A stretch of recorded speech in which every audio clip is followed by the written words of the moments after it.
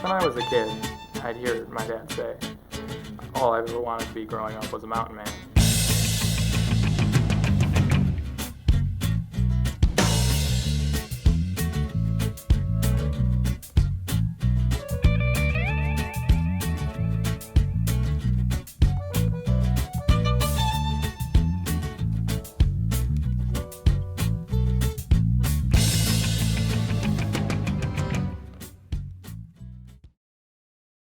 I was born in Petoskey, but when I was in kindergarten, I believe, we moved to Escanaba, which would be where I would say I grew up. But we actually live in Cornell, which isn't really a town, it's just a dot on the map pretty much.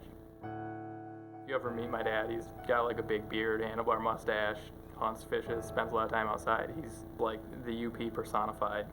He is what a lot of people would consider a mountain man to be. And as a kid, I took it pretty literally. He was born in Kalamazoo area and just sort of gradually kept moving farther and farther north as he got older. His goal was definitely to be up there, and he's in his element. My dad had always been into the outdoors, hunting, fishing. He'd always done that growing up, so I would follow him around when he would do those things.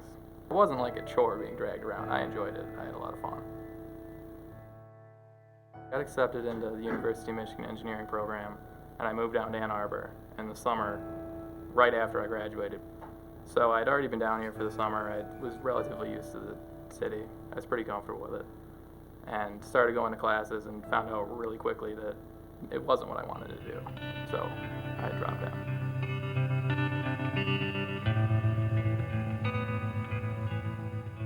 One night when I was in Ann Arbor, I think I was about 19, and he was visiting.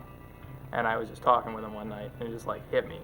Like a lot of the things that I feel that dictate what I do, like making movies, being independent, being a little bit punk. It's the same kind of things that I think he appreciates and can understand. And I made the connection that that's as much what he meant as the literal being a mountain man.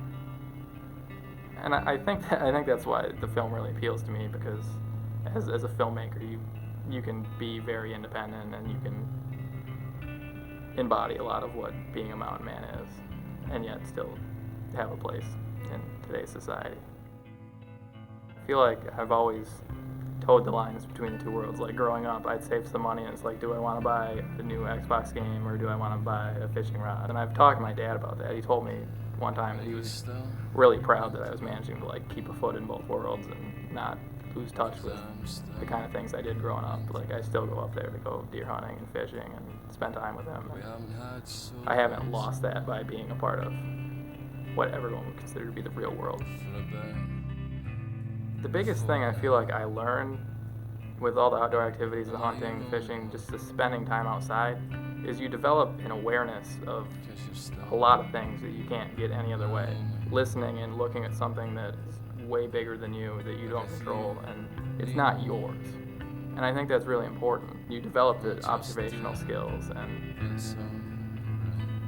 I don't see that in a lot of people who have grown up in the city.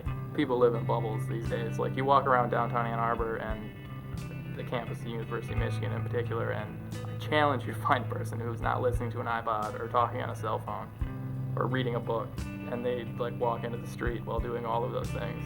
Everybody is so disconnected from their environment and each other, it seems. Yeah, I don't think it's like an active disconnect. People aren't trying to avoid nature. It's just that you lose touch with it if you don't experience it, and it's not required of anybody anymore.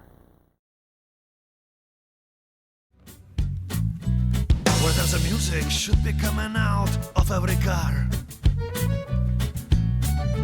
There is a silence all over downtown, where community celebrations shall be aroused. I walk the sterile gardens, life is a pause. Here it is. No can do this, no can do that.